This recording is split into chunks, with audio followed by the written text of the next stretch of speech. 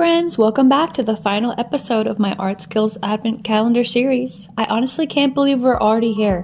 This series went by so fast. Let's open up the first mystery project together.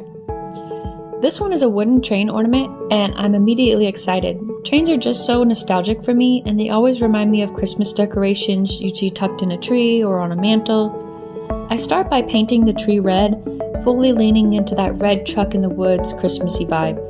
It already feels cozy and familiar in the best way. Next, I move on to the wheels and paint them black, and almost immediately drop one, getting paint on the table, which is honestly pretty on brand for me. I then use my very professional technique to paint the wheels without getting paint on my fingers. And by professional, I mean extremely silly, but it somehow works. Sometimes you just have to commit to whatever method to get the job done. I try painting the wheel rims silver, and hate it. Sometimes you don't even need to overthink it. You just know right away when something isn't working. I let myself sit with it for a minute and imagining how I want it to look when it's finished. While I'm thinking, I move on to tying the bow. If you want to see this done a little slower, I walk through it more in episode 4.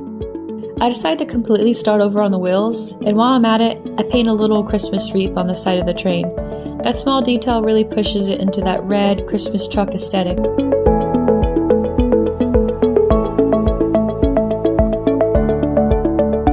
I pause to look everything over, imagining where the gemstone should go and how much sparkle feels right.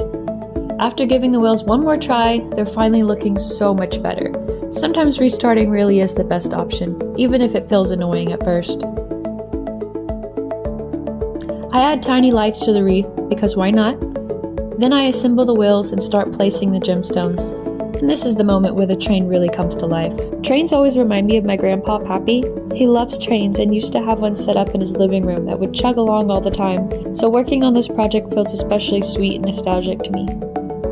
I paint the Christmas lights yellow. I then add snow using puffy paint. The puffy paint wasn't included in the kit, but I wanted that fresh, fluffy, 3D snow look, and I'm honestly obsessed with how it turned out. For a final touch, I add glitter, glue the bow on, and this train is officially done.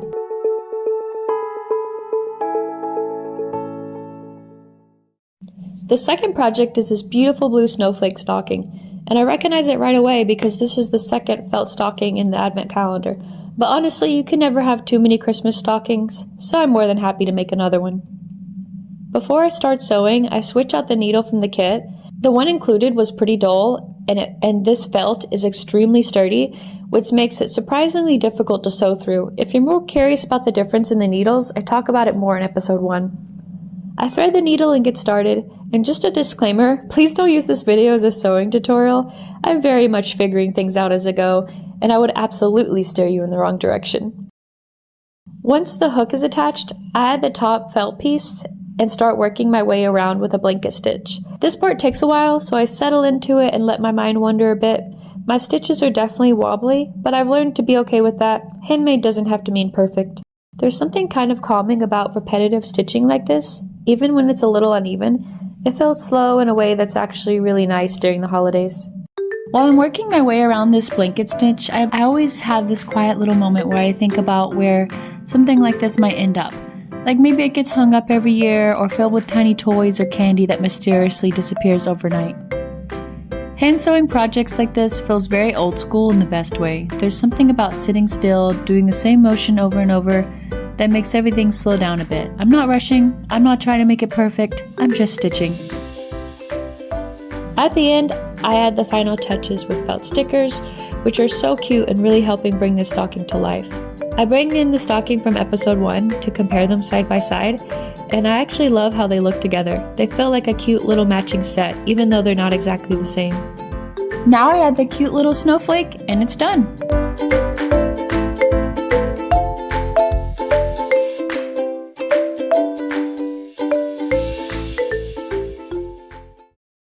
Project 3 is a beaded snowman ornament. My first impression is that it's cute, but pretty simple, which isn't necessarily a bad thing.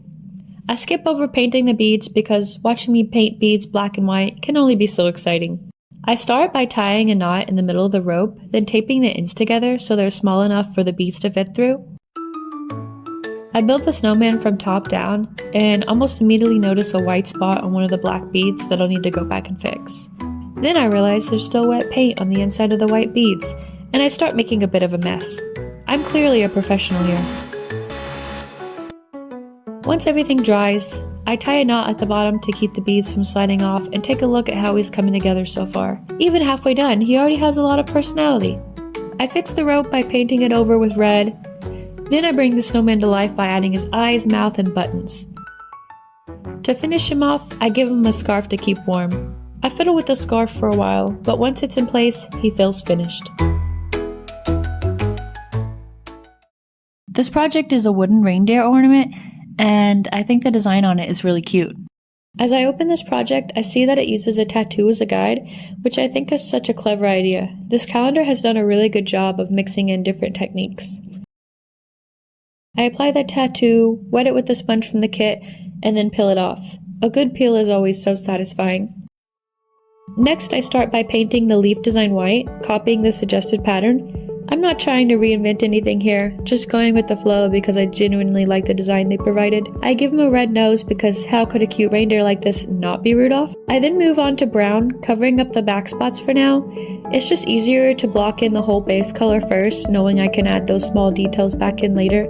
Adding the green really makes the piece come to life, and I'm really liking it now. By the way, I did a second coat of every color before outlining, but I didn't want to make you watch me repeat the same steps over and over again. The black outline is what truly makes the reindeer pop. For a final touch, I feel like the background is blending in a little too much, so I add small white dots to brighten everything up and give it a bit more contrast, and that ended up being exactly what this reindeer needed to call her done. Okay, the final surprise is a paper wreath ornament, and I'm honestly so happy to have made it to the end, but also a little sad because this advent calendar has been such a fun journey from start to finish. Inside this kit are some pretty paper pieces, and I'm immediately thinking origami. As I start working on the piece, I later realized the instructions were very clearly saying to glue and shape the paper into cones, but I don't read instructions, so I start folding them instead. At this point, I'm very confident in my completely wrong method and keep going.